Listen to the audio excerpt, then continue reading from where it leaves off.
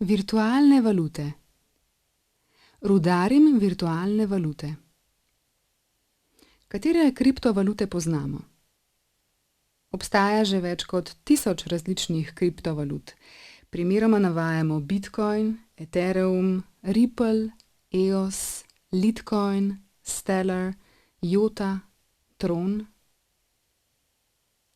Dohodek dosežen z rudarjenjem kriptovalut. Dohodek, ki ga doseže fizična oseba pri kreiranju oziroma rudarjenju kriptovalut, je obdavčen v skladu z ZDOH-2. Pri tem se lahko dosežen dohodek obdavči kot: prvič, drugi dohodek po ZDOH-2 pod pogojem, da ga fizična oseba ne dosega v okviru opravljanja dejavnosti, v okviru pod točko 2. Višina dohodka se v evrih določi upoštevaje vrednost virtualne valute v evrih v času, ko je dohodek prejet. Davčna osnova je v obravnavanem primeru dosežen dohodek, od katerega se akontacija dohodnine izračuna in plača po 25% stopnji od davčne osnove. Stroškov električne energije, nakupa opreme, izobraževanja in drugih stroškov se ne upošteva pri znižanju davčne osnove. Napoved za odmero akontacije dohodnine od drugih dohodkov lahko zelo enostavno oddate elektronsko preko sistema e-davki.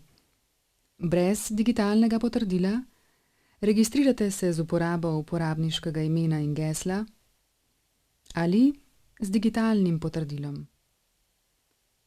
Papirni obrazec pa lahko oddate osebno ali po pošti na katerikoli finančni urad, razen na generalni in posebni finančni urad. Drugič, dohodek iz dejavnosti po ZDOH-2. Za fizično osebo, ki dosega dohodek rudarjenja v okviru opravljanja dejavnosti, se davčna osnova od dohodka iz dejavnosti ugotavlja na enega izmed naslednjih načinov: z upoštevanjem dejanskih prihodkov in odhodkov ali z upoštevanjem normiranih odhodkov. Več o obdavčitvi dejavnosti je objavljeno v brošuri o dohodku iz dejavnosti. Fizična oseba, ki opravlja dejavnost, je tudi zavezanec za plačilo prispevkov za socialno varnost. Več o tem je pojasnjeno na spletni strani FURS v podrobnejšem opisu za primer samozaposlenih oseb in oseb, ki opravljajo dejavnost kot postranski poklic.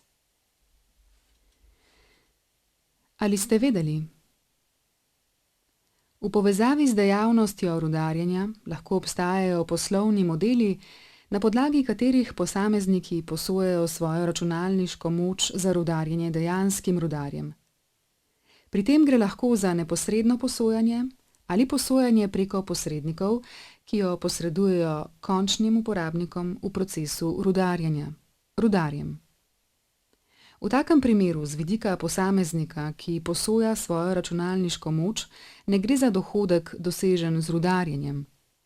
Tovrstni dohodek se v skladu z ZDOH-2 obravnava kot dohodek iz oddajanja premoženja v najem ali pa kot dohodek iz dejavnosti, če ga dosega fizična oseba v okviru organiziranega podjetja oziroma organizirane dejavnosti.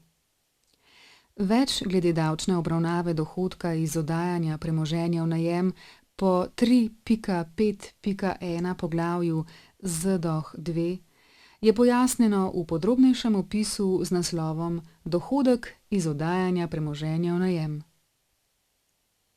V povezavi s primeri rudarjenja oziroma potrjevanja transakcij v nadaljnjem besedilu rudarjenje, kot tudi v primeru trgovanja z virtualnimi valutami, izpostavljamo, da za opredelitev narave dohodka ni relevantna starost posameznika, saj se dohodek za namene obdavčitve obravnava po vsebini in ne glede na starost posameznika, ki rudari.